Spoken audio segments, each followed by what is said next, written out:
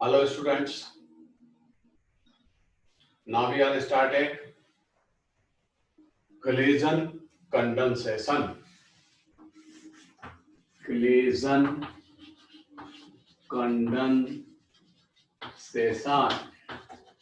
क्या स्टार्ट करेंगे हम reaction collision condensation. Collision condensation एक एल्डोल कंडेंसेशन की ही तरह एक रिएक्शन है।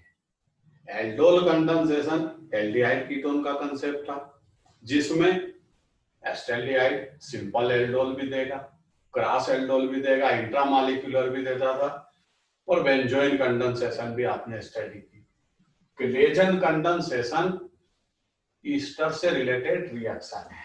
किससे रिलेटेड है ये रिएक्शन? ईस्टर। जैसे एल्डोल कंडेंसेशन में एल्डिहाइड के या कीटोन के दो मॉलिक्यूल इन्वॉल्व होते थे, उसी तरह कोलेजन कंडेंसेशन में ईस्टर के दो मॉलिक्यूल इन्वॉल्व होंगे। वहां पर बेसिक मीडियम था OH माइनस, एल्डोल कंडेंसेशन में डाइल्यूट NaOH को यूज करते थे और इसमें हम किसको यूज करेंगे? C2H5ONa सोडियम इथोऑक्साइड को एज ए न्यूक्लियोफाइल प्रोड्यूस कर हम उसका उपयोग करेंगे। एग्जाम्पल वही है, न्यूक्लियोफिलिक एडिशन है, एल्डोल कंडेंसेशन की ये कॉपी है, इसको समझिए। लेकिन ये ईस्टर से रिलेटेड है और ईस्टर एसिड का डेरिवेटिव है, इसलिए ये रिएक्शन एसिड के टर्म में फेमस है। जब हम ईस्टर की स्टडी करते हैं, ईस्टर एक डेरिवेटिव है, तो ईस्टर की जब स्टडी करेंगे तो उसकी जो फेमस रिएक्शन है सबसे पहली कोलेजन कंडेंसेशन, उसी की पहले स्टडी करते हैं और फिर ईस्टर की बाकी रिएक्शंस की स्टडी करेंगे, प्रिपरेशन मेथड करेंगे और आगे बढ़ेंगे। तो यहां पर जो रिएक्शन का कंसेप्ट है कि इसमें ईस्टर के दो मॉलिक्यूल होंगे, C2H5ONa की इसमें प्रेजेंस होगी। रिएक्शन किस तरह होगी समझ, ये ईस्टर का एक मॉलिक्यूल,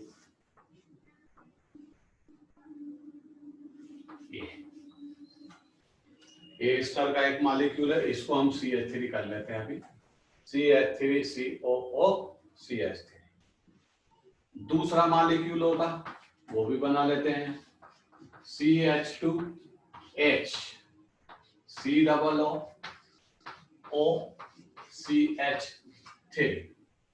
ये ईस्टर का फर्स्ट मॉलिक्यूल, वो ईस्टर का सेकंड मॉलिक्यूल, केवल मैंने यहां से एक हाइड्रोजन को अलग लिखा है। अब रिएक्शन क्या होगी, किसकी प्रेजेंसी है? C2H5ONa। Na इसमें कैसा है? पॉजिटिव, और ये C2H5O माइनस कैसा होता है? Negative as nucleophile. रिएक्शन की जो मैकेनिज्म, जब ये रिएक्शन होगी, अब रिएक्शन का प्रोडक्ट क्या वो सुनिए, इसका प्रोडक्ट होता है बीटा कीटो ईस्टर। कौन है इसका main product? Beta keto ester, या उसको दूसरा नाम भी देते हैं आप, एसिटो एसिटिक ईस्टर। और ये कंपाउंड आपको याद होगा, हमने जब टाटोमेरिज्म स्टार्ट की थी या टाटोमेरिज्म की स्टडी की थी, ये उसमें भी आया था। इसमें टाटोमेरिज्म पॉसिबल है, वो अभी जब सामने बोर्ड पर आएगा समझाएंगे टाटोमेरिज्म किस तरह होगी। और ये टाटोमेरिज्म के कारण इनॉल स्टेज में ज्यादा स्टेबल होगा, और क्यों इनॉल स्टेज में स्टेबल होगा उसका रीजन भी आपको समझाएंगे। तो ईस्टर के दो मॉलिक्यूल जब C2H5ONa की प्रेजेंसी में रिएक्ट होते हैं तो प्रोडक्ट क्या बनता है समझ, CH3 COO, यहां CH2 रहेगा, यहां COO, ये सिंगल ऑक्सीजन, ये CH3, ये इसका मेन प्रोडक्ट होगा। अब मेन प्रोडक्ट है तो इसको बीटा कीटो ईस्टर क्यों बोला? ये मेन फंक्शनल ग्रुप का कार्बन, तो ये क्या हो गया? अल्फा, ये क्या हो गया? बीटा। देखो बीटा पर क्या है? कीटो, इसलिए ये कंपाउंड का नाम क्या रखा? Beta keto. इधर तो ईस्टर है ही सही, तो इसका मेन प्रोडक्ट होता है बीटा कीटो ईस्टर। अब एक और नाम समझाता मैं आपको, ये ग्रुप क्या है? CH3CO ग्रुप को हम बोलते हैं एसीटो।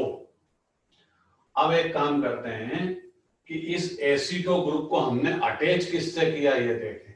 आप इसके CH2 को एक हाइड्रोजन सप्लाई करो और इसको हटा दो, इसको रिप्लेस कर दो CH3CO को, क्योंकि ये इस कार्बन पे 2 हाइड्रोजन अटैच है CH2, तो ये वाला ग्रुप एक हाइड्रोजन को रिप्लेस करके ही तो आया है। तो आप इसको रिप्लेस करके एक हाइड्रोजन लगाओ, यहाँ क्या होगा CH3 COO, और यहां से मिथाइल को हटा के हाइड्रोजन लगा दो। तो आप देखोगे कि इस एसीटो ग्रुप को आपने रिप्लेस किया, हाइड्रोजन लगाया, तो ये बना CH3, और इस CH3 को भी रिप्लेस किया तो ये बना COOH। मींस ये क्या हो गया CH3COOH, मींस ये एसिटिक एसिड का फॉर्मेशन हो गया। तो ये मान के चलिए कि ये एसिटिक एसिड का ही प्रोडक्ट है। कैसे, इधर क्या लगा एसिटिक एसिड के एक हाइड्रोजन को रिप्लेस करके एसीटो। अब इसका पूरा नाम देंगे एसीटो, एसिटिक, और एसिड ना होकर के ये क्या है ईस्टर है, इसलिए इसका पूरा नाम है एसीटो एसिटिक ईस्टर या बीटा कीटो ईस्टर, दूसरा नाम है। ये इसका मेन प्रोडक्ट। अब जैसा हमने आपको बोला कि इसमें टाटोमेरिज्म प्रेजेंट है और ये इनॉल स्टेज में ज्यादा स्टेबल होगा। क्यों होता है, अब इसका डायग्राम में यहां बना करके आपको समझाता है। ये CH3, ये C, ये डबल बॉन्ड O, यहां कौन बैठा है CH2, फिर इधर कौन बैठा COO, इधर कौन है CH3। ध्यान से समझिए, इसी मटेरियल का डायग्राम मैंने इधर डिजाइन किया है। अब हम ये समझेंगे कि ये टाटोमेरिज्म रखता है या नहीं, और टाटोमेरिज्म में स्टेबिलिटी किसकी है। टाटोमेरिज्म का कंसेप्ट आपको पहले समझाया है, फिर से याद दिलाता। टाटोमेरिज्म में अल्फा कार्बन पर प्रेजेंट हाइड्रोजन का माइग्रेशन होता है हायर इलेक्ट्रोनेगेटिविटी एलिमेंट के साइड। यहां देख, ये कार्बन ईस्टर ग्रुप का, ईस्टर ग्रुप तो ऑक्सीजन के आने के बाद होता है, अदरवाइज तो ये कीटो ग्रुप है। ये ग्रुप कौन सा है कीटो, प्योर कीटो है ये, और इधर कीटो के साथ कौन है ऑक्सीजन के साथ है, इसलिए ईस्टर ग्रुप में कन्वर्जन हो गया। अब देखिए ये मेन फंक्शनल ग्रुप, तो ये कार्बन कौन सा कंसीडर करोगे अल्फा, और ये बीटा जैसे पहले किया। अब क्या होता है, अल्फा कार्बन पर जो हाइड्रोजन है एक, वो माइग्रेट करेगा, कहां जाएगा, यहां से एक हाइड्रोजन को माइग्रेट करेंगे और कंपाउंड के, ये यहां से एक H को मैंने हटा दिया, ये C, 2 H थे, अभी एक लिखा है, एक हाइड्रोजन को मैं यहां ले आया, और ये जो ऑक्सीजन कार्बन के बीच डबल बॉन्ड है ये खत्म हो जाएगा, और ये इससे क्या फॉर्मेशन कर लेगा सिग्मा बॉन्ड, ये डिस्प्लेस हो गया। ये अल्फा कार्बन पर प्रेजेंट हाइड्रोजन इस ऑक्सीजन के साथ सिग्मा बॉन्ड से अटैच हुआ, कार्बन ऑक्सीजन का डबल बॉन्ड खत्म हो गया।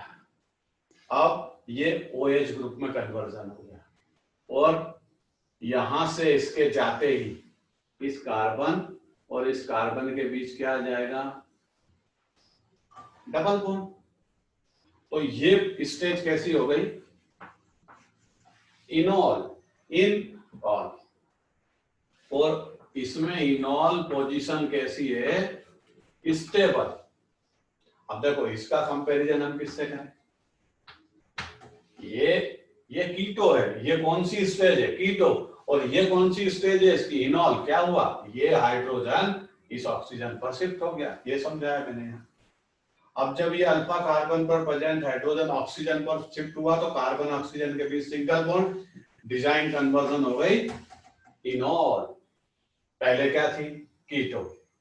अब इनॉल स्टेबल क्यों है इसके बारे में डिस्कस करें। हाइड्रोजन से यहाँ कौन अटैच है, ये हाइड्रोजन इस ऑक्सीजन से अटैच है, और तय जब हाइड्रोजन ऑक्सीजन से अटैच होगा तो ऑक्सीजन की इलेक्ट्रोनेगेटिविटी हायर है, ये इलेक्ट्रॉन को इस साइड लेगा, हाइड्रोजन को कैसा बनाएगा, हाइड्रोजन गेट स्लाइटली पॉजिटिव, अब ये पॉजिटिव हाइड्रोजन क्या करेगा, इधर तो कोवेलेंट बॉन्ड से अटैच है और ये ऑक्सीजन ऑलरेडी क्या है, इधर कार्बन से अटैच है तो नेगेटिव।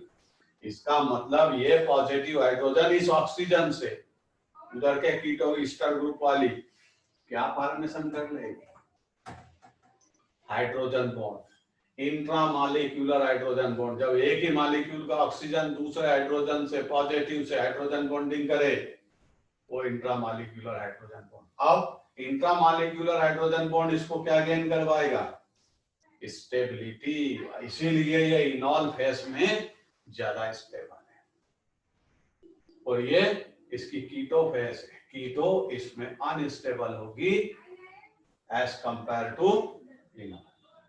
ये रिएक्शन हुई, रिएक्शन में आपने समझा ईस्टर के दो मॉलिक्यूल जब आपस में C2H5ONa की प्रेजेंसी में रिएक्ट होते तो बीटा कीटो एस्टर फॉर्मेशन होता है जिसके अंदर टाटोमेरिज्म प्रेजेंट होती है और उसकी enol stage due to formation of intramolecular hydrogen bond more stable.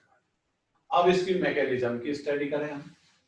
Claisen condensation की जो मैकेनिज्म है copy to copy aldol condensation की तरह है।